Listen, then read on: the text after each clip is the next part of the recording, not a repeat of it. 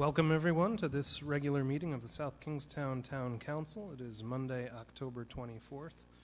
The time is 7:30 p.m. Our first order of business, as always, is the pledge to the flag. Please rise and join us.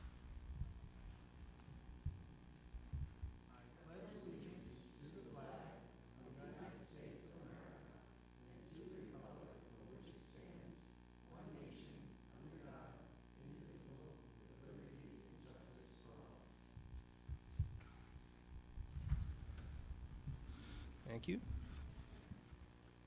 Will the clerk please take the roll? Council President Collins. Here. Council Vice President Healy. Here. Councilwoman Clow. Here. Councilwoman Gledhill. Here. Councilman Veely. Here. All members present. Thank you. Our first order of business, item 4 here, is the approval of minutes of previous meetings.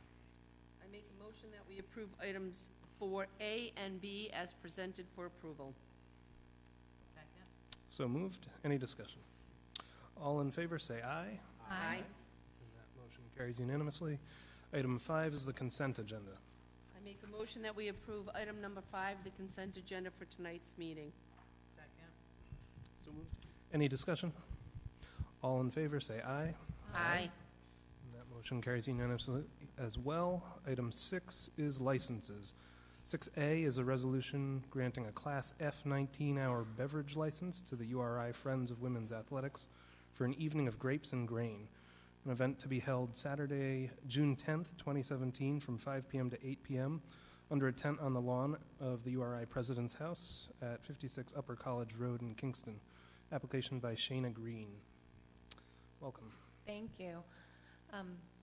Any questions? I know I've been here before, but this is our 8th annual event, and it raises money for women's athletics at the university. Last year we raised about $75,000 for women's athletics. Excellent. Is this something that's open to the public? It is. Yes, everybody's invited. And where do you purchase tickets for this? You can purchase them online, or you can purchase them anywhere on the campus. We have advertisements in all area businesses as well. Any other questions? Motion to approve agenda item 6A. Second. So moved. Any discussion? All in favor say aye. Aye. Thank you very much. Congratulations. Good luck.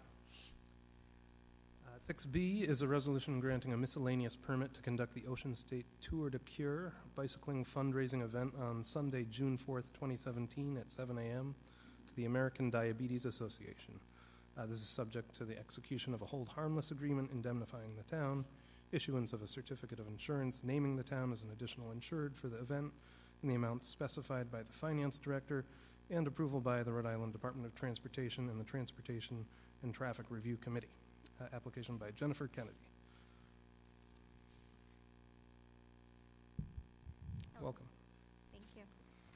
So this is the 5th year out of URI for us. We've gone 3 years prior to that. And so if you have any questions, we're doing the same exact thing as last year. We raised between $275,000 to $300,000 locally for the American Diabetes Association. How can people sign up for it? Yep, you just visit our website. It's www.diabetes.org/oceanstate, and the registration fees. And we have a low fundraising minimum of $200,000. $200,000 if you want to give it all. Wow. Great. Make a motion we approve item 6B. Second. So moved. Any further discussion? All in favor say aye. Aye. Good luck. Motion carries unanimously. And I believe that carries us all the way to item 7, public hearings. Our first public hearing tonight is relative to an application for renewal of an indoor shooting range license in accordance with the South Kingstown Town Code, Chapter 9, Licenses and Miscellaneous Business Regulations, Article 6, Indoor Shooting Ranges, Section 9-158, Term of License Renewal Transfer Application by IDGR 15 LLC, doing business as Peacedale Indoor Gun Range. Mark Fay, here he is. Good evening, ladies and gentlemen. Thanks for the time. I think, as you're all aware, I think this is the second renewal we put in for this project. The project is moving along, just for everyone's edification. We're hoping to get under construction within the next couple of months now. We get the foundation in, some of the excavating work, but the actual construction, hopefully within the next couple of months. So, but again, this is the same license renewal that was submitted last year with the same supporting documentation.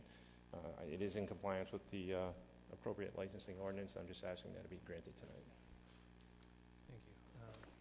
Any questions for Mr. Fay? I just have a question in relating to the indoor, but as a whole.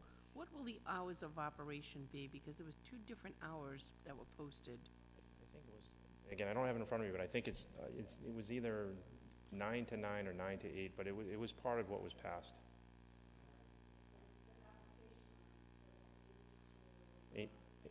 8 to 9. Yeah, but something else we got that said 9 o'clock, so I just didn't know if it was going to be 8 o'clock or 9 o'clock. Not that it matters so much within an hour, but I just wanted a clarification so we Yeah, 8 to 9 for, the public and the members, but it does have it can operate 24 hours for police, Coast Guard, service members under, certain rules and regulations that we set up for them.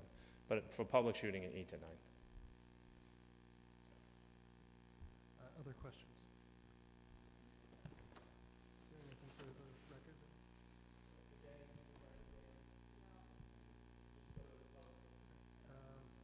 Thank you, Mr. Fay. Is there anyone from the public who'd wish to speak to this public hearing?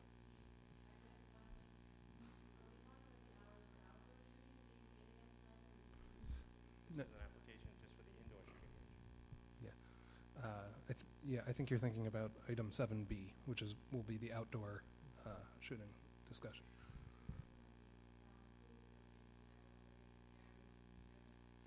I can't call it soundproof, but as we went through this at length during the hearing, it is sound insulated, so we more than meet the minimum town requirements when it comes to noise.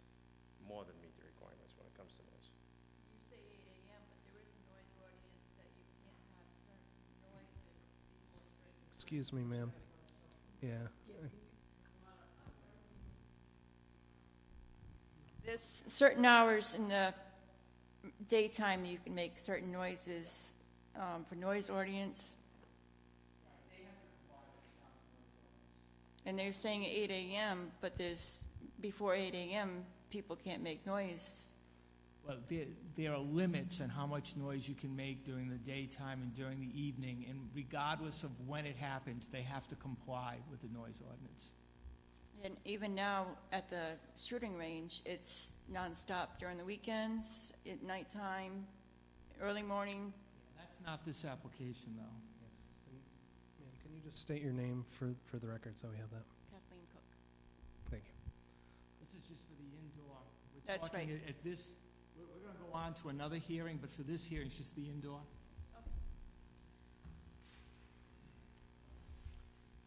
Any other comments on this public hearing? This is 7A, a public hearing relative to the indoor shooting license renewal. Sure. Come on up.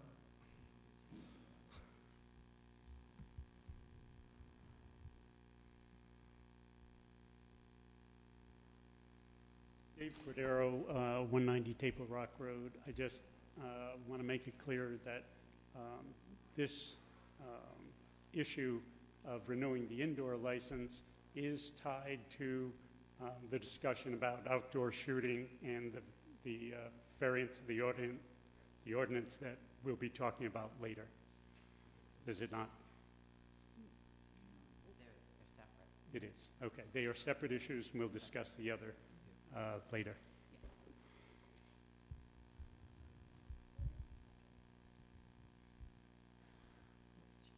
All right, if I don't... Mark, just one more question on the hours, since the hours have come up. In the application, you have something called extended member access, and you have 6 a.m. to 4 a.m.? If that was part of the application, we made it part. I don't anticipate using that, honestly. It was probably approved, but pretty much, we're planning on operating from 8 to 9, and the only other access would be 24-hour access, under certain, which would be, we'll put forth, we'll talk to you about, but it's only going to be for police, Coast Guard, military, that type of use. But I don't foresee having it open during those hours, even if we got it in the application with, as part of the private club, if that's what you're thinking about, Mike? Right, because it says extended member access, 6 a.m. to 4 a.m. Yeah, I mean, we probably put it in there, it was probably approved, but right now we have no plans to take advantage of that at all. Right. You've got the regular business hours, then you have the extended business hours. Right, the extended business hour, that would have been only because it's private public, for the private members, and that's why that's in there, because most clubs, when you get into a private public, it is 24 hours for the private members. We had a compromise with that, what you have in front of you there. But again, we are allowed to do it for the private members, but right now there's no plans to do that. So I just want to make the record clear that not for the public, but for private members, this application before them, if they approve it, will allow that. Right. It does, but again, right now we're not planning on taking advantage. If we do in the future, I'll make sure everybody knows. But right now, 8 to 9, public, private, and then 24 for police, military, et cetera. Any other questions for Mr. Fay?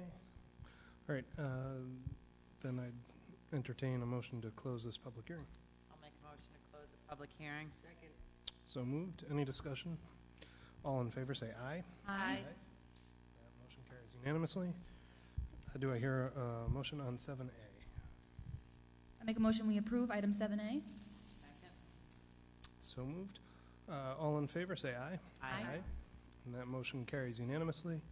7B is a public hearing pursuant to the town's application for text amendments to the zoning ordinance concerning outdoor shooting ranges and related use codes, as shown on Exhibit 1 attached to your agenda.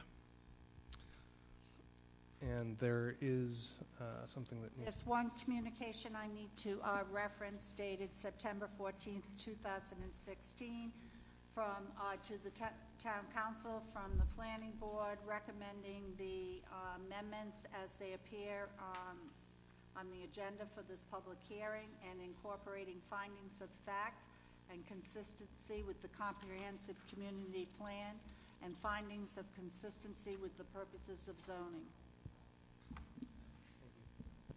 Ben.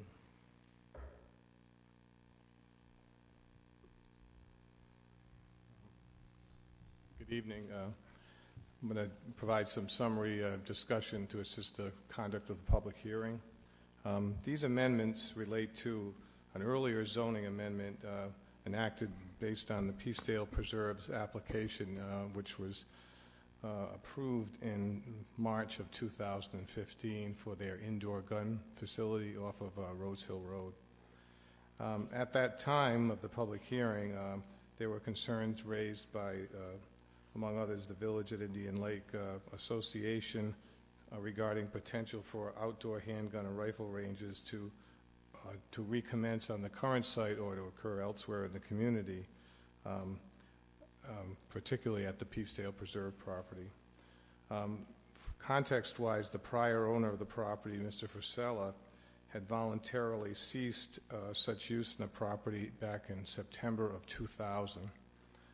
He had provided a letter dated September 8th, 2000 to the town manager, I believe, in this regard. Subsequent to that, there was correspondence from town manager Steve Alfred back to Mr. Frisella accepting the correspondence and agreement to permanently close the rifle and handgun ranges in perpetuity at that site. Further, during the conduct of or just prior to the public hearing in March of 2015, the town solicitor, Mr. Osillo, provided a legal opinion that the former outdoor gun range at the preserve had been abandoned by the owner and did not have legal nonconforming status. There was other correspondence that was included in my memo to the town manager that was provided to the council as well from the attorney for the Peacedale Shooting Preserve, indicating that they were not seeking to build or conduct a range for rifles, black powder, or pistols on the property, in the consideration of their seeking an indoor gun range on that same premises. As part of that consideration, there was a referral of the matter by the town council for staff to work with the town solicitor and the planning board to develop ordinance language that would prohibit the establishment of new commercial-type outdoor shooting ranges for rifles, pistols, or black powder in the town. Tonight's agenda item in the public hearing details the proposed amendments as Exhibit 1. Amendments propose revisions to the following aspects of the zoning ordinance. Article 3, Section 301, which is a Schedule of Use Regulations table, that would have revisions to Use Code 33, which is an existing use code, which is titled Outdoor Recreation Facility. As mentioned in the working session, that's kind of a catch-all in a certain respect. It includes such things as camps, a riding academy, playground, indoor gun range, and shooting or hunting preserve, bow and gun range. When the planning board looked at some initial drafting from the solicitor's office, it was their feeling that perhaps those should be kind of separated out because they seem to be kind of disparate in terms of kind of strange bedfellows within that one use code. So there's also proposals to establish a number of new use codes pursuant to these proposed amendments, such as 33.1 outdoor shooting range, 33.1.1 bow and arrow range or clay shooting, 33.1.2 indoor shooting range, and 33.1.3 field trials. These amendments include revisions and new language to Appendix A use code descriptions to match the Schedule of Use Regulations table internal to the ordinance. The amendments also provide for changes to Article 5, which are supplementary regulations that are used for a specific purpose, criteria for uses, and that is under Section 501.11, that's amended language standards for, and that's an existing standard for indoor shooting ranges, and a new Section 501.12, which would provide for standards relative to the establishment by special use permit of bow and arrow ranges, of clay shooting, and field trials. In overall terms, as has been mentioned, the proposed amendments would prohibit new commercial-based outdoor shooting ranges in all zoning districts in South Kingstown. The Use Code 33.1 outdoor shooting range is described specifically as follows. Outdoor shooting range, an outdoor area operated for commercial purposes, specially designed for the safe discharge and use of rifles, shotguns, and pistols or any similar firearm for the purpose of target shooting or military law enforcement training. This use code does not include a bow and arrow range, clay shooting, or non-commercial ranges used for recreational purposes by the resident or owner of the premises which operate in conformity with applicable state law. Under current ordinance language, as noted, this was lumped into Use Code 33 and could be permitted with the issuance of a special use permit by the Zoning Board of Review in several residential and institutional zones in the town. As a matter of fact, it's permitted in all residential zones by special use permit currently as constituted. To fully address the circumstance, the amendments modify existing Use Code 33 and by deleting references to indoor gun range and shooting and huntry preserve, bow and gun range. Per the recommendation of the Planning Board, as mentioned, the amendments also establish 4 new use codes I mentioned a moment ago. And it's felt that the proposed ordinance establishes a broader regulatory context for these related uses on a separate basis. The ban on outdoor ranges would prohibit new commercial uses of this sort of activity, but not apply to pre-existing properties that conduct this type of activity on a recreational basis. When we were reviewing this matter with the Planning Board and the solicitor, it was felt that this approach would provide a better alignment of our regulations with regard to shooting ranges, and also address these recreational activities that were formerly lumped into that one-use code. It is also noteworthy that the amendments have been reviewed by the police administration, and they do not have any issues with the language and standards proposed therein. As mentioned by the clerk, the planning board formalized its recommendations in this regard at their meeting on September the 14th, and their favorable recommendation was based on the findings of consistency with the comprehensive community plan and findings of consistency with the purpose of zoning, which are requirement of Rhode Island General Law 452430.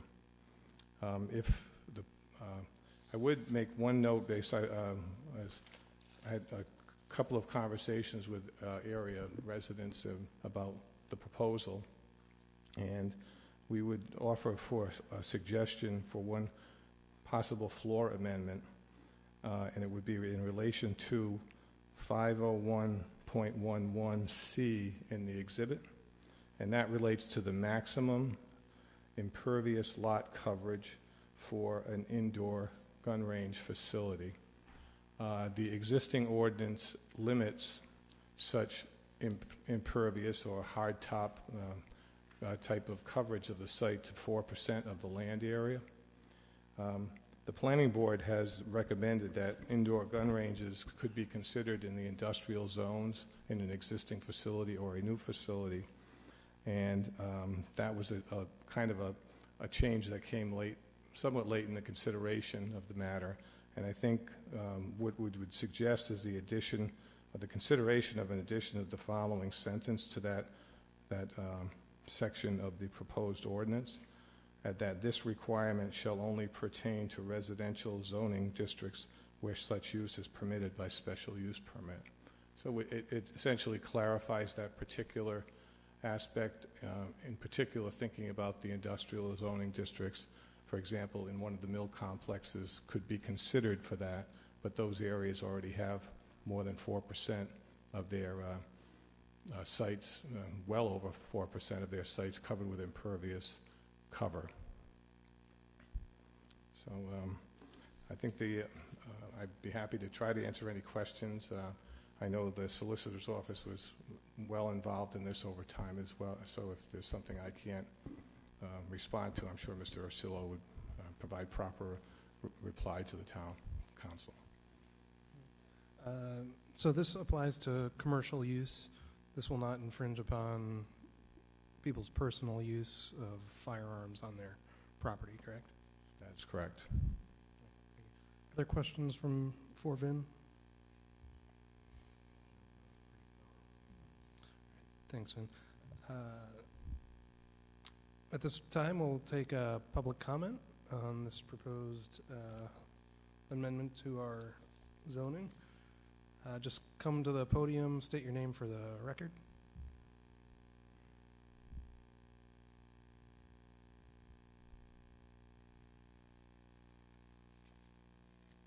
Steve Cordero again, 190 Table Rock Road.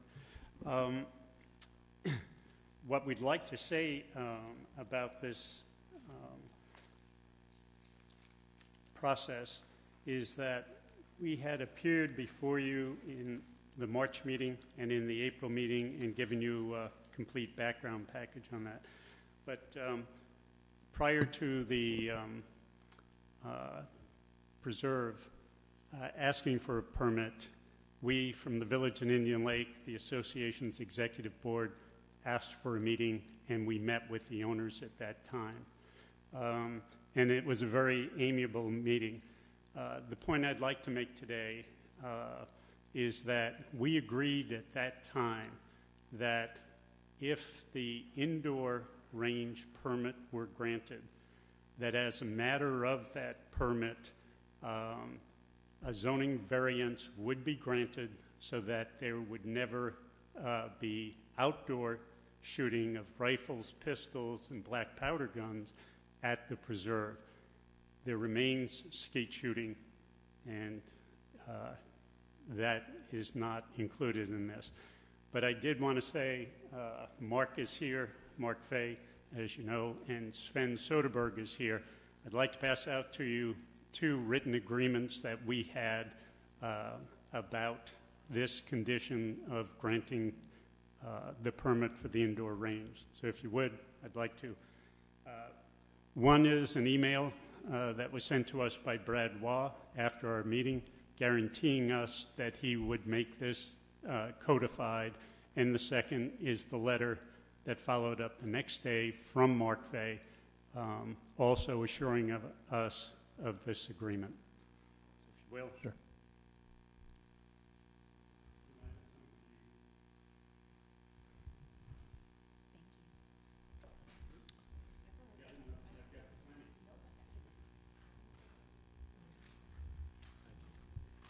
Just make sure copy goes to Dale over there.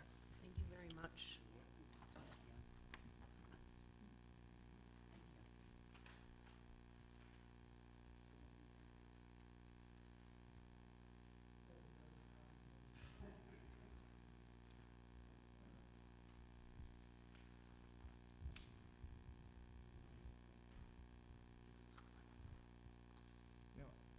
Members of the council, I'm not sure how this is germane to the ordinance in front of you. Right, that's it. It really has nothing at all to do with the ordinance in front of you, which is to regulate, which is to prohibit future outdoor ranges and to require special use permits for bows, arrows, clay shooting, etc.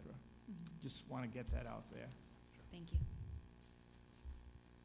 Yeah, if I could, you've already given up the usage of rifles on that property. That's not what this public hearing is about. No, not at all. And again, that's clear on the record. It's a little, again, I don't want to beat a dead horse, so to speak, but again, we agreed that we wouldn't engage in any commercial outdoor shooting range contingent upon us obtaining our license, the permitting, and continuing permitting and licensing, which we have done. And again, assuming that goes forward, we have no intention to open any commercial outdoor rifle or pistol shooting range. It gets into the language, and I've spoken to the people in the lake about this. Again, I never took the position that we abandoned that right or the prior owner abandoned that right. Mr. Ursello and I have a different position on that, but we're not going to, our position was we're not going to litigate that. The village has been great to us. We've tried to accommodate them. The agreement was made, though, assuming permitting and licensing, we're not going to have any commercial outdoor pistol shooting on this property, as long as that's in place. That answers the question, but it still has nothing to do with this hearing.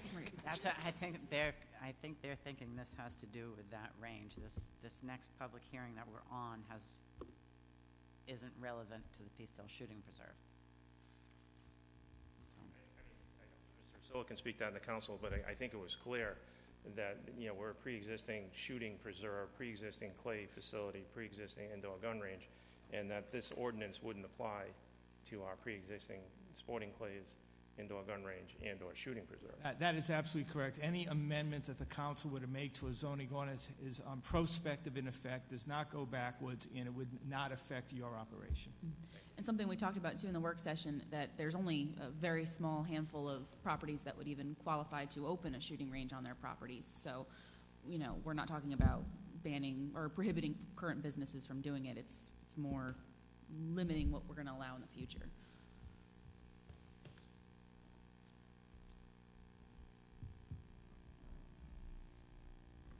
Hi, Representative Carol Hagan McEntee, District 33, 70B Broad Rock Road in South Kingstown. Excuse my voice. I've been in contact with the people at the Village at Indian Lake, and just to clarify why they're here and why they're bringing this up, it's been a constant bone of contention, as you know, Steve, between the parties and over the years with the shooting range, and they just want to make it abundantly clear that this is an agreement. And Mr. Fay is obviously, as he's just said, is totally in agreement. But it's a concern for the neighborhood, and that's why they're here. And they just want to make sure everything goes without a glitch, and it certainly will. It sounds like it is. So thank you.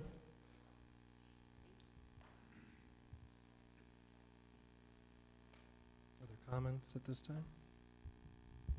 Well, I would just say once again, this public hearing isn't about the Peacedale Shooting Preserve. It's about future potential outdoor ranges. I am very glad that the owners of the Peacedale Shooting Preserve and the neighboring neighborhoods at Indian Lake have been able to work together so well, and they have been pretty clear. They have, they've agreed to not do any rifle shooting, or so. It is a shooting preserve. They are allowed to have what they call hunts, but my understanding, that's shotguns, right? It's shotguns. So if they had a pheasant hunt or something like that, that would be a shotgun. So it's still shotgun shooting, and they're not even engaging that, but because it is a shooting preserve, they have the right to that. But there won't be anything in regard to renting time, selling time, so people can come down there with rifles or pistols and shoot outside. A lot of times we get on these controversial kind of topics and you see tensions get a little high, but it's really nice to see the communication here and to hear that you guys have had meetings and discussed it. I think it speaks to both parties that you're willing to come to the table and talk about it and find solutions. So I just want to applaud everyone who has worked to get their points across and bring their concerns to us. It's noted and it's appreciated.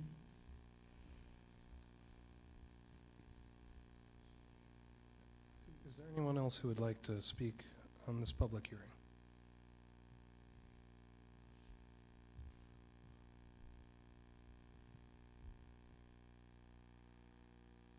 Good evening. I'm Rob Monis from 291 Table Rock Road. And I would just like to say that I totally support this resolution. I love the way that both sides came to the table, as we mentioned earlier. And this is also about the safety of our citizens and our children.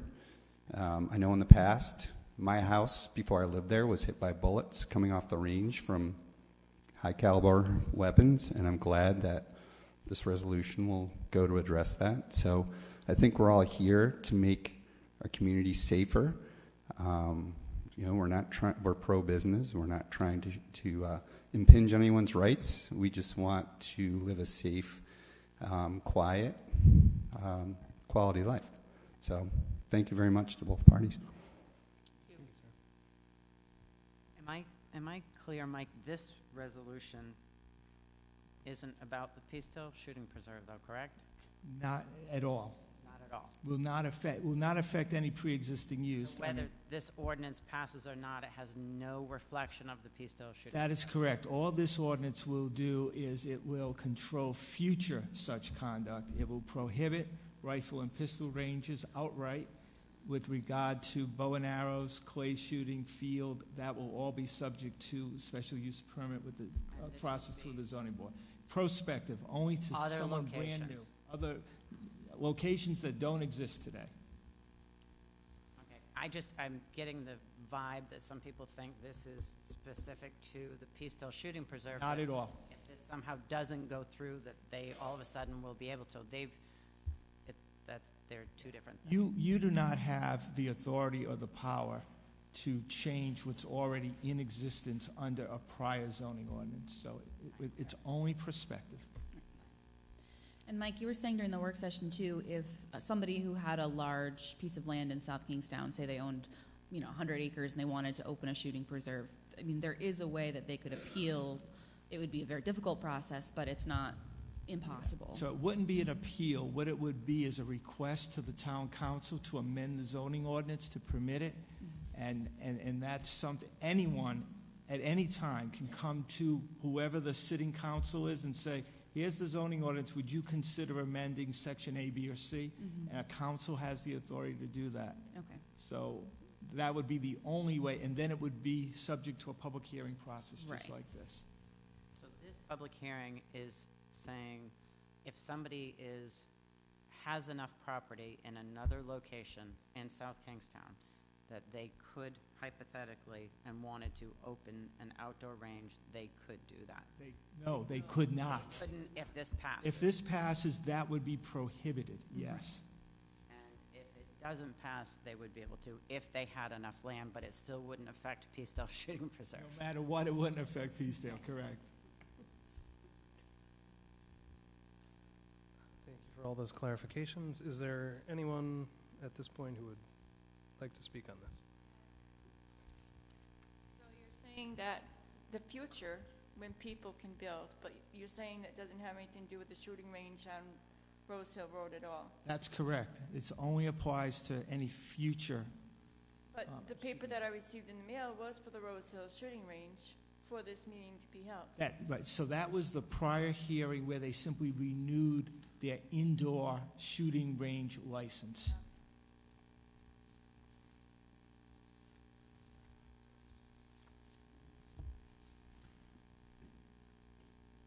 Bill Cardarelli, 72 Dockland Street. I have a question. How would this affect the DEM range down in Kingston? It would not. It has no effect that if they No, want... because that's pre-existing. Okay.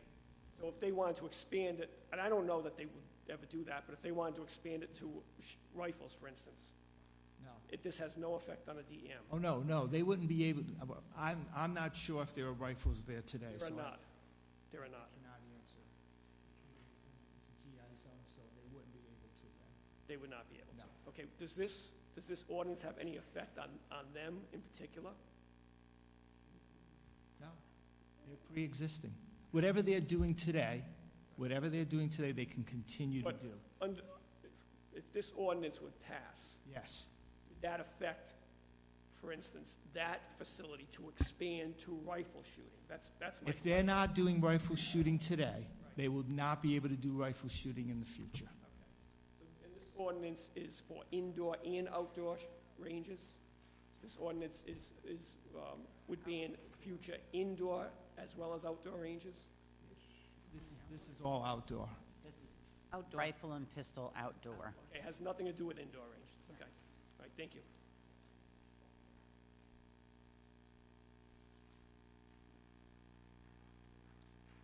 Any final comments? Or any comments or questions from council members? All right, then I would, Well, at the work session, we did discuss how many places in South Kingston this would be possible. There's approximately, give or take, roughly 8. You'd have to have enough land to do this, and, I don't think that there's an abundance of people that are rushing to open these, but, I am hesitant to close it out. But, the questions I asked, it is just for rifle and pistol and doesn't exclude anything else, so.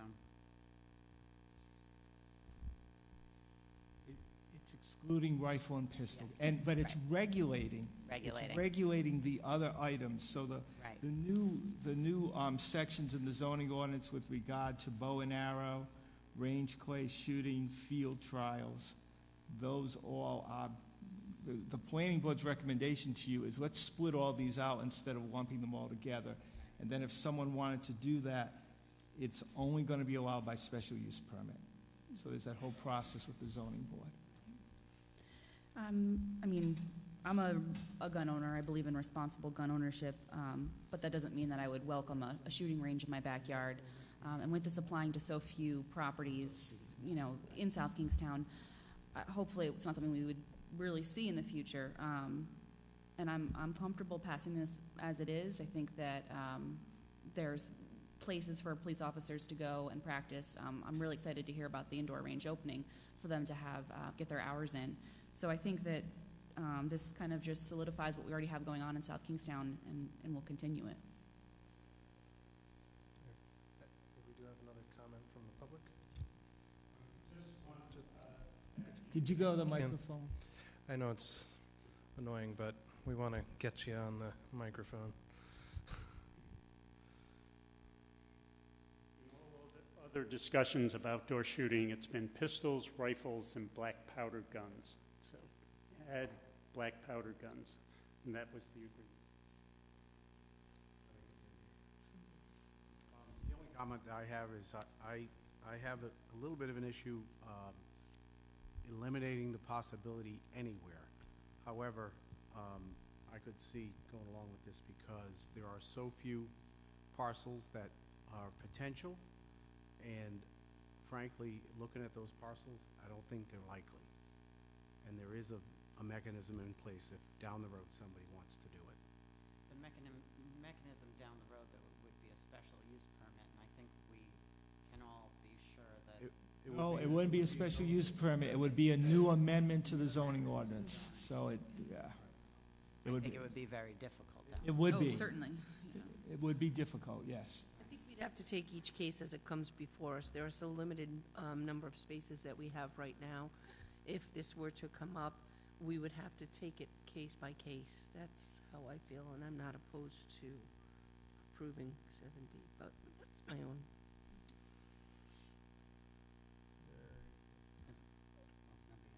Motion to close the public hearing. Second. Any further discussion? All in favor say aye. Aye. That motion carries unanimously. I would entertain a motion to approve 7B with the recommended amendment that Vin mentioned about. I'll go over that amendment with you again. It would be in section 501.11C, and the sentence reads that you would add, "This requirement shall only pertain to residential zoning districts where such use is permitted by special use permit." I'm sorry, I'm on 50111. Where is it that? It's C. It says maximum impervious lot coverage. Okay. And we would add a sentence that says this requirement shall only pertain to residential zoning districts where such use is permitted by special use permit. I'll make sure Dale has all that too. I make a motion then to approve item 7B with the additional verbiage that was just discussed by Mike. And can we add, Meg, to that motion that you are adopting and incorporating into your decision the recommendation from the Planning Board dated September 14, 2016, incorporating the findings of fact, consistency with comprehensive community plan, and findings of consistency with the purposes of zoning, all is set forth in that September 14th correspondence. So moved. Seconded. Any further discussion? All in favor say aye. Aye. Aye. Any opposed? That motion carries unanimously. Item 8 is communications. 8A is a communication dated October 16th, 2016 from Representative Carol Hagan McEntee. This is in support of the Green Economy Bond referendum, question number 6 on the November ballot. It's been received and placed on file. And we will be looking later on during this meeting at a resolution in support of this Green Economy Bond. What do we want to do with this communication? Does Carol want to speak first? Carol, sorry, you're here. Yeah, I came all the way for this. Carol Hagan McEntee, Representative District 33, 70B Broad Rock Road. So we passed the Green Economy Bond and placed it on the ballot for November because we at the General Assembly think it's a great idea. The Green Economy Bond is an open space and farmland protection, world-class state and municipal parks, bikeways, storm water, pollution prevention, and brownfield cleanups. These will all affect our economy and grow the state economy. There's 7 different aspects of this bond. Money will be spent on historic state park development program. 2 is state land acquisition program. 3 is the local recreation development grant program. 4 is the local open space grant program. 5 is the state bikeway development program, which I'd particularly like to address.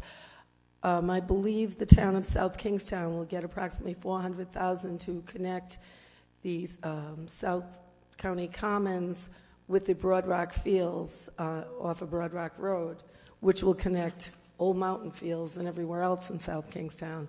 So it'll be great for South Kingstown. Also, a lot of that money will go into the completion of the William C. O'Neill Bike Path, which is the final phase, 1 mile that goes through. We've already gone from South Kingstown to Narragansett, but it'll go all the way to Narragansett Beach. And that is, the people of Narragansett are really looking forward to that. And I think the people of South Kingstown will connect us with Narragansett Beach, which anybody from South County has got to love Narragansett Beach. So I urge you to adopt a resolution supporting this. And I think it's good for Rhode Island, it's good for South County, and it does all the wonderful things we've been doing on the South Kingstown Town Council for many years while I was here. So I urge your support of this green economy bond, and adopting a resolution in support would do a lot for the community, and urge them all to vote yes on question number 6. Thank you. Thank you, Carol. So we can put this on file and consider it when we take up the resolution later on in the meeting. Yeah, Well, because- I wanted to thank Representative McEntee. We also got another correspondence on this, and it just goes to show how important this is to the town of South Kingstown. Thank you for bringing it forward to the council. And we did discuss this previously on May 10th, and we were very pleased to see that our name was added to receive an approximate $400,000 to connect the new rec center, the Broad Rock schools, down to the Commons, which will also help economic development as well. So this is a win-win situation, and I honestly think South Kingstown is definitely in support of this from everything that I have heard. Thank you for bringing it forward. So I would make a motion that we put this on file since we have it under new business, and we'll deal with it when it comes up under new business. So moved. All in favor, say aye. Aye. Motion carries unanimously. 8B is a communication dated October 11th, 2016 from Pam Wu on behalf of Women Impacting Public Policy and the Small Business Saturday Coalition, requesting adoption of a proclamation promoting Small Business Saturday on November 26th, 2016. What would we like to do with it? Is Pam Wu here by any chance? I think if we'd like, I think we can place this on file, and Dale, maybe you could prepare a resolution for the November 14th meeting. I'll make a motion to place it on file. Second. So moved. All in favor, say aye. Aye. That motion carries unanimously. Item number 9 is comments from interested citizens. This is your opportunity from the public to come up and tell us what the town is doing well or not. And just state your name for the record, please.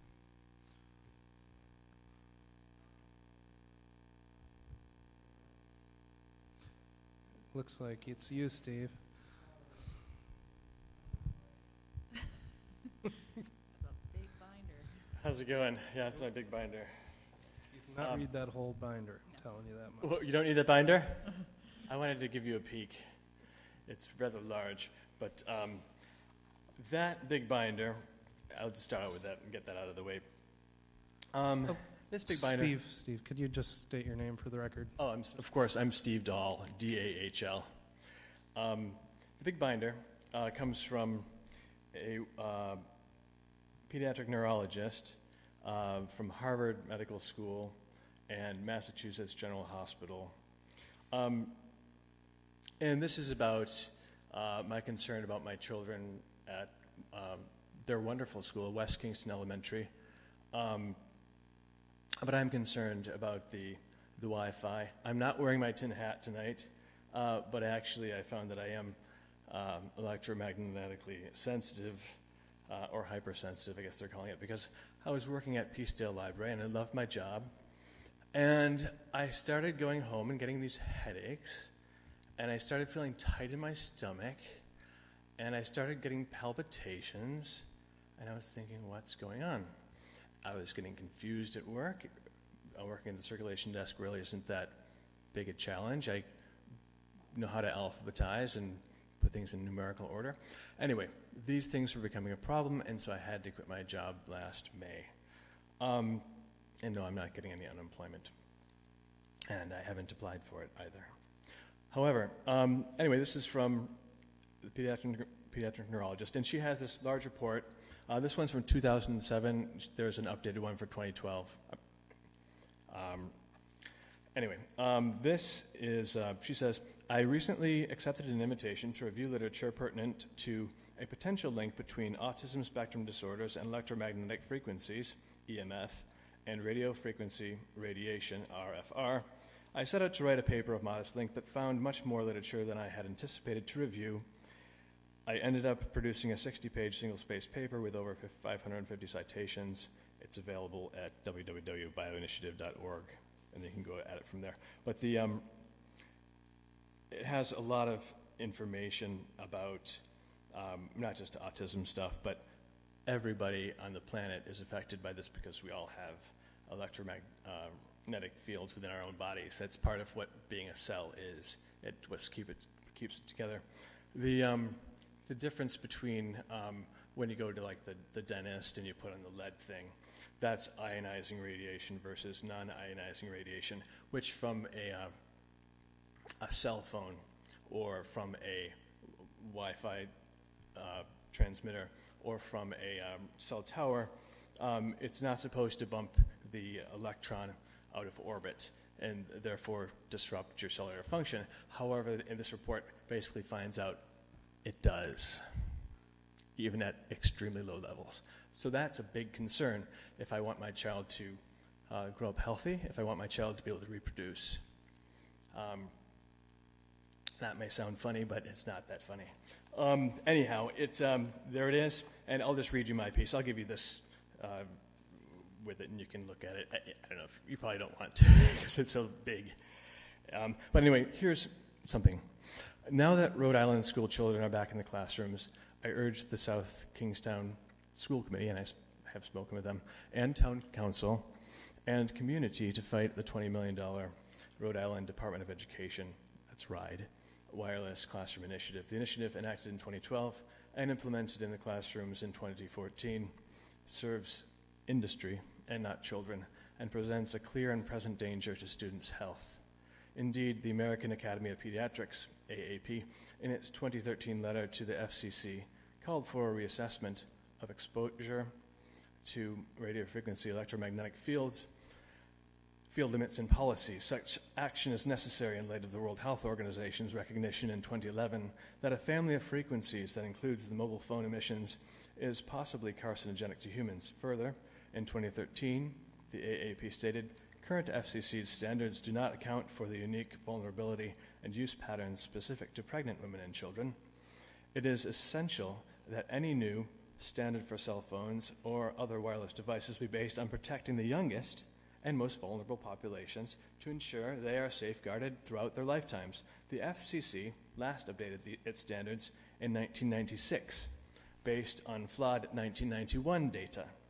See www.ehtrust.org. Recent studies tell us even the possible carcinogen warning is understated. In an ongoing $25 million project spanning more than a decade, the National Toxicology Program, NTP, a division of the National Institutes of Health, NIH, has found a causal link between the non-ionizing radiation used in cell phones, towers, and Wi-Fi and cancer in rats. The brain tumors, gliomas, and schwannomas, tumors of the heart, point to the same types of tumors in humans. In another analysis, Harvard Medical School and Massachusetts General Hospital pediatric neurologist Martha Herbert, co-author of the Illuminating Bioinitiative report, found EMF RFR, that's electromagnetic frequency / radio frequency radiation, from Wi-Fi and cell towers can exert a disorganizing effect on the ability to learn and remember, and can also be destabilizing to immune and metabolic function. Anybody know someone who's had pneumonia lately? Anyway, this will make it harder for some children to learn, particularly those who are already having problems in the first place. So why aren't schools upholding the precautionary principle? That's the precautionary principle. Steve, Yeah. do you have much longer? Not a whole lot. I'll trim it a little, okay? which places the burden of proving something is safe upon those introducing the potential harm. Why don't our children use safe wired computers in schools until Wi-Fi is proven safe? There is precedent in New England for rolling back Wi-Fi. The Ashland Public Schools in Massachusetts, after implementing Wi-Fi in its schools, decided to use best practices. They turn off the Wi-Fi when not in use. The problem is that there's pulsating radiation, and it hits peaks, and the people that are against this report don't take into account the peaks that go beyond the usual levels. So they get these peaks, and those are very damaging. Anyhow, the insurance companies know the risks that wireless radiation poses. In March 2015, Lloyd's of London excludes coverage for non-ionizing radiation claims. And I'll just jump down. It may take 2 more decades to know if electromagnetic radio frequency energy is a significant liability issue for telecommunications companies. So the insurers are treating the risk as cautiously as a down power line after a storm. If only our school policies protected our children as much as insurance policies protect assets. Thank you. And if you give a copy of the letter to Dale, maybe we can get a whole. You can find this updated version. Thank you. It's all right.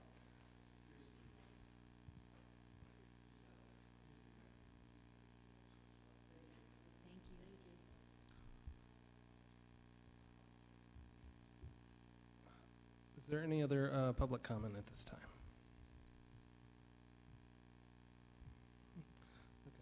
Okay. Comments from council members? Just want to say, oh, go ahead, Matt. I just wanted to say congratulations to Steve and Trish and Amy and everybody that worked on our budget. They received the Distinguished Budget Presentation Award, and kudos to you. Very impressive. Steve, do you want to speak about what a big deal this is? Or maybe we'll leave that for the manager's report if there's just a couple. Super impressive. Also, this Saturday, there's the 5K Parks and Rec. I think Terry Murphy's here. It starts at 9 a.m. at Broad Rock Fields, and it's $25 to register right then. So I would encourage everyone to get down there and enjoy it. I just wanted to say this is our last meeting before the election, and if anybody needs to fill out an emergency ballot, they can come to the town hall when they're open, 8:30 to 4:30, and go right into the clerk's office and get that ballot. And I appreciate all the hard work that's going into this election and preparing for it, and I hope that everybody will come out. Also wanted to remind people that there's a Halloween parade, the annual Halloween parade over on Main Street, from 3 to 6. You come down to Saugatucket Park, and we usually get about 200 kids that walk down Main Street and trick-or-treat at the merchants at the different stores. So I hope to see a lot of people out in the community for that. Otherwise, I got nothing else. I think there's even a little Halloween parade for the dogs at the dog park at 8:30 in the morning on Saturday, right before the race. So that should be lots of fun. Any other comments from council members? I will say that I signed up when the new website went live to get updates from the town, which have been coming, and I really enjoy getting those communications from the town. I hope other people will go to our website, which has been totally revamped, and sign up for emails from whatever department you want, or just for the general town newsletter. It's really helpful in staying informed. And with that, just go to the town manager's report. Rachel mentioned that South Kingstown has received the Distinguished Budget Presentation Award from the GFOA, which is Government Finance Officers Association. I'm accepting the award on behalf of the staff, particularly with Amy, Reiner, Colleen Camp, and Trish Sunderland, who have done a fabulous job in updating and bringing forward a budget that provides the council with a policy document, a financial plan, an operations plan, and serves as a communications device for the community.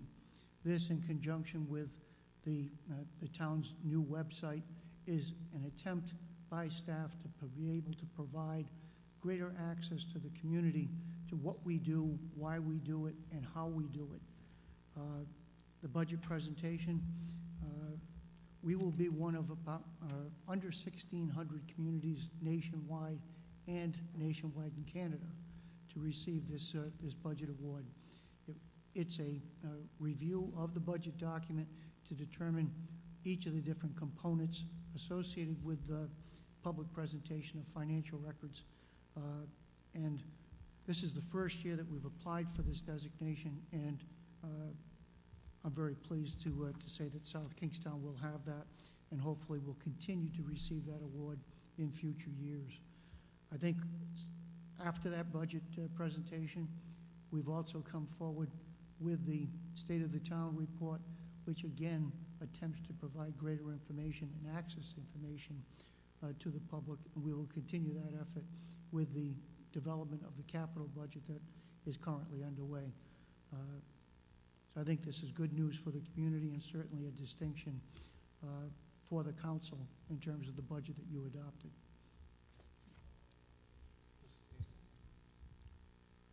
Outside of that, I got nothing.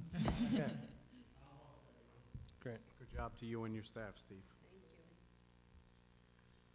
No reappointments today? We had a couple.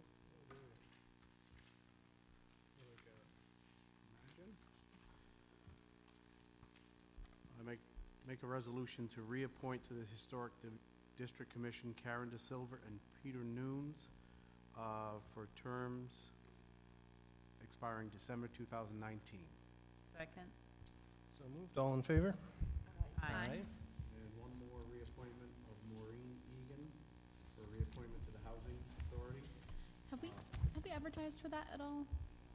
For the Housing Authority vacancies? Dale? Doesn't say we have. Oh, she's just a reappointment. Never mind. I'm sorry. For a term to expire October 2021. Second. So moved. All in favor, say aye. Aye. That motion carries unanimously.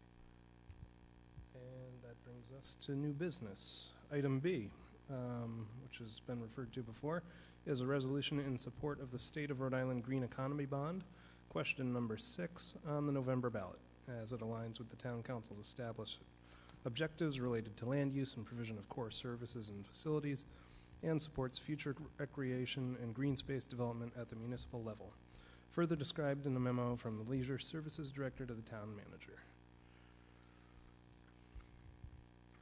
The Town Council, as was mentioned earlier, back in May, before the General Assembly voted on placing this item on referendum for November ballot, provided endorsement of the $35 million green economy bond. The program, as it has been mentioned, really serves several different purposes. One, it designates approximately $4 million for historic state park development, $4 million for land acquisition programs, both in conjunction with state as well as municipal acquisitions. $5 million will be set aside for local recreation development. This will be for communities to create parks. There'll also be open space grant programs for another $4 million, bike path development for $10 million, Brownsfield remediation and economic development for $5 million, and the last is stormwater pollution prevention programming. All of these are part of one bond referendum, question number 6. I think a very important thing for residents of South Kingstown to understand is that there's been a pre-approval provided for a $400,000 grant if this bond issue is approved, which would provide for the construction of the bikeway between Dominic Savio Road and South County Commons. I think as the council's aware, this link between the Commons and Dominic Savio Road will provide pedestrian access from the Commons or to the Commons from either the Broad Rock Middle School, the new recreation center that's under construction, the senior center, the athletic fields, as well as the walking paths down to Old Mountain Field. So essentially, from the Commons to 108 in either direction. So it's an important project for the community, one that's been a component of the capital improvement program since 2006. What's being requested tonight is for the council to reaffirm and to endorse the adoption of an approval of referendum number 6 for that, which in turn will provide for a major local project to be completed. Thanks, Steve. Do I hear a motion? I make a motion to approve under new business 13B, the reaffirmation in support of number question 6, the Rhode Island Green Economy Bond, as presented. Second. So moved. Any discussion? I'd just like to point out that obviously this bond brings some great things to South Kingstown and other things to Southern Rhode Island, real good things. I would just urge the public to be prudent when they go in and they think about these bond issues. This one happens to be a very good one for us. I don't disagree with that at all, but remember that this means that we borrow money. We should consider all the bond issues, heavily when we go in the voting booth. This one is a good one for our town. Any other comments? All in favor say aye. Aye. That motion carries unanimously. And that brings us to 13D, a resolution authorizing an amendment to an award of bid originally granted on June 13th, 2016, and amended on July 25th, 2016, to Dambra Construction of 800 Jefferson Boulevard for the town's pavement reclamation and overlay program from an amount not to exceed $915,000 to an amount not to exceed $990,000 to include paving of the Marina Park East and West parking lots, further described in a memo from the Leisure Services Director to the town manager. As noted in Terry's memorandum of October 13th, we would be able to pave both the east and the west parking lots for a $75,000 change order on the existing contract that we have with Dambra Construction, which has done all of the road overlay program. As you recall, they were the low qualified bidder when we went out for that road construction program, and therefore them holding the prices for this is an efficient way of getting those two parking lots completed. Recommend approval as requested in the memorandum. Motion to approve 13D. Second. So moved. Any further discussion? I think this is a great deal to get those lots paved for $75,000, and they definitely need it with all the parking demand that we've had down there. So this is a good one. All those in favor say aye. Aye. And that motion carries unanimously. 13E is a resolution accepting the financial management for the Friends of South Kingstown Parks and Recreation Funds, utilizing the town's accounting management system and establishing a Friends of South Kingstown Parks and Recreation Fund, further described in a memo from the Finance Director to the town manager. In the Finance Director's review of financial matters, one of the concerns that was reviewed was the operation of the Friends of South Kingstown Parks and Recreation. This is a 501c3. There's not a lot of dollars that go through it, but the trustees are the Recreation Commission itself. There was a request made to have our external auditors to review the operations for the financial statements, as well as, and what we found is that they are not meeting what we would consider to be necessary segregation of duties, processing and ensuring that there would be double entry bookkeeping, and that there would be more than one individual taking money in or signing checks. What the Finance Director is recommending, along with the recommendation from the auditors, is that the Town Council accept the financial accounting for the Friends of the Parks and Recreation. And what we'll do is to incorporate that into our comprehensive audit on a yearly basis. There's nothing here to suggest that there's anything that's been done improperly over the past. What we're looking at is to make sure that we provide the financial accountability that I think the public expects from the community. This has also been endorsed by the Recreation Commission that wants to see the town take over the financial management. This will go through the Munis system just like all of our other financial accounts. I certainly support Trish's recommendation as presented. Do you hear a motion? I make a motion to approve item number 13E. Second? So moved. Any further discussion? All in favor say aye. Aye. That motion carries unanimously. 13F is a resolution adopting a proclamation recognizing Chief Vincent Vespia Jr. upon his retirement as South Kingstown Chief of Police, as shown on Exhibit 2, which I will now read into the record. Yeah. We thought you left us.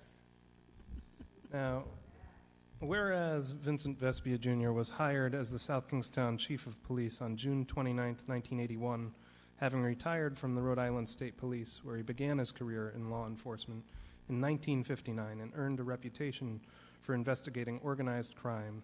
And whereas Chief Vespia was responsible for the design and construction of the South Kingstown Public Safety Complex, a model facility in the law enforcement community, housing more than 50 police personnel, an emergency medical services division and garage, and a state-of-the-art dispatch center. Under Chief Vespia's leadership, several specialized divisions have been established and or improved within the police department to provide for better communication and presence with the public, including the detective, juvenile, training, and information technology divisions, and the dive team. And whereas in 1995, Chief Vespia was the recipient of the Neil J. Houston Jr. Memorial Award, an annual award to honor individuals who have demonstrated dedication, service, and citizen contribution to the justice profession and the public interest. He was inducted into the Criminal Justice Hall of Fame in 2012, being professionally recognized by his peers as having set very high standards in the law enforcement profession, a tribute to his investigative, leadership, and administrative skills. And he was selected the recipient of the Edward V. Healy Jr. Lifetime Achievement Award in 2016 by Justice Assistants for providing advice and counsel to the organization. And whereas Chief Vespia, affectionately called the Chief by his fellow workers, has tendered his resignation to spend time with his wife Judy and their 3 daughters, Rhonda, Renee, and Robin, and their families, the Town Council recognizes with sadness and understanding the Chief's decision. The town has been privileged to have someone as experienced and capable watching out for the well-being and safety of the entire community and its citizens. We thank him for his 35 years of dedicated service and his substantial contributions to the town of South Kingstown. Now, therefore, we, the Town Council of the town of South Kingstown, do hereby extend our thanks and appreciation to Vincent Vespia Jr. for his contributions and devoted service to the town of South Kingstown, and wish him a happy, healthy retirement and best wishes for all his future endeavors.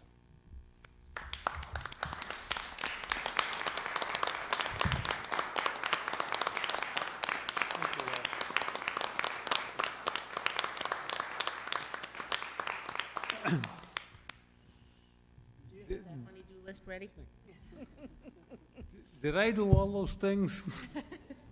That's what it says. What are you going to do on Monday nights now? You know, I've had one hell of a run. And when I came to South Kingstown as police chief, I left the state police after 22 years.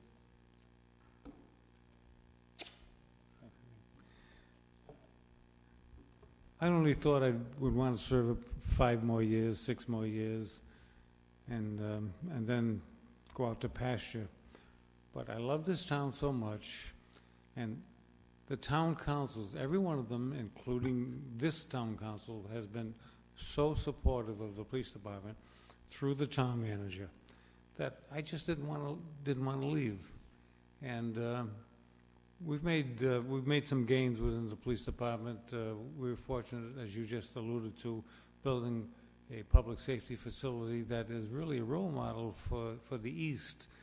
I'm regularly getting inquiries from police chiefs from around the East Coast to come and take a look at our facility and use it as a model. And the architect who assisted us in building it asked us early on if we could use this as a model for his productions at some of the trade shows. So the police department has grown out of necessity, really. When I came here, there was only 33 members of the police department. Now there's 52. We've got a wonderful police department, and the reason why we have a wonderful police department is because we recruit very well. We take our time and recruit very well. It's costly, but we do that, and we have the support of the town manager in that endeavor. I've seen so many changes in 57 years of police work. It's really mind-boggling.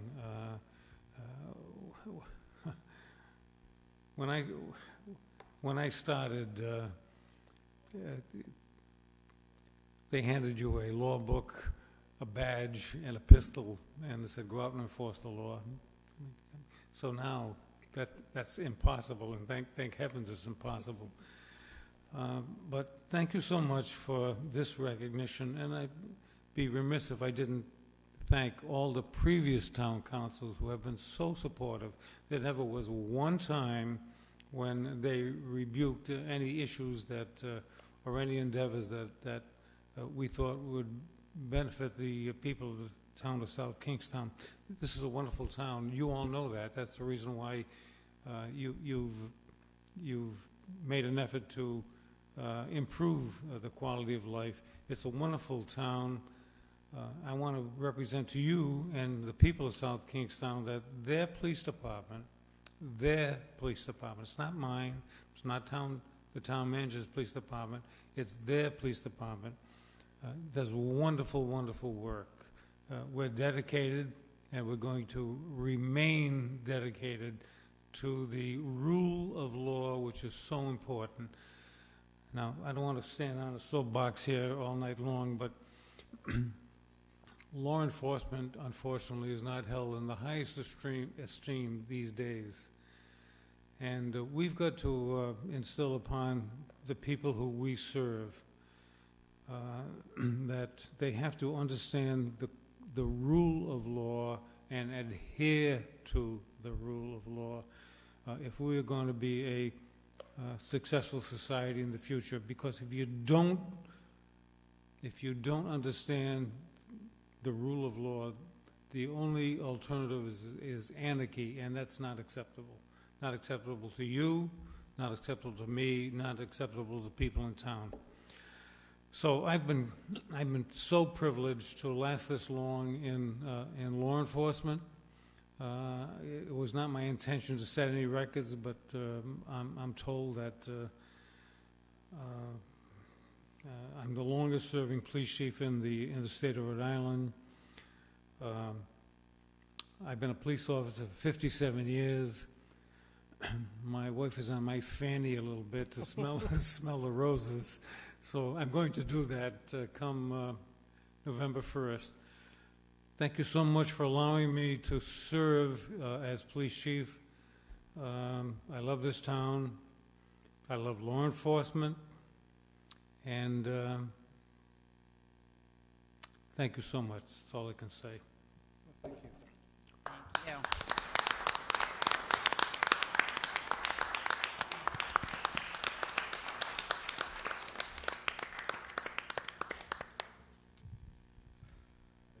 We'll need a motion on that. I make a motion to approve item number 13F in honor of Chief Vincent Vespia's service to the town of South Kingstown. I second that. So moved. Any further discussion? All in favor, say aye. Aye. That motion carries unanimously. Enjoy that retirement. We wish you the best, and don't forget that honey-do list.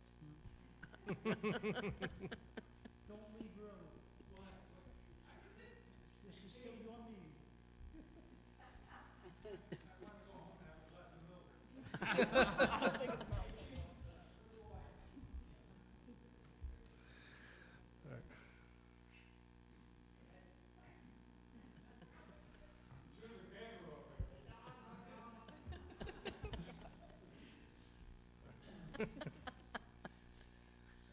Item 13H is a resolution authorizing an award of bid to Smithco Oil Service, 491 Main Street, Wakefield, for number 2 heating fuel and maintenance for the town and school department from November 1st, 2016 through October 31st, 2017, with the option to extend in accordance with the prices identified below for an additional 1-year period, according to the terms and conditions of the bid specifications as outlined on your agenda. Take it away, Steve. Request council adopt as presented. As I noted to you in the pre-session, the cap that was listed is a potential that we will take a look at. And if we do establish that, it will be established in advance of the November 1st date. The only thing you're approving tonight is the increment for the transportation. The price of the oil fluctuates based on what tank car price would be coming into Providence. You're paying, based on this contract, 11 cents for it to be delivered to South Kingstown, to one of the various buildings that are serviced by oil. Motion to approve 13H. Second. So moved. Any discussion? All in favor say aye. Aye. That motion carries unanimously and brings us to the end of our agenda. Do I hear a motion to adjourn? I make a motion to adjourn. Second. So moved. All in favor say aye. Aye. Any opposed? Motion carries unanimously tonight. And it is 8:52.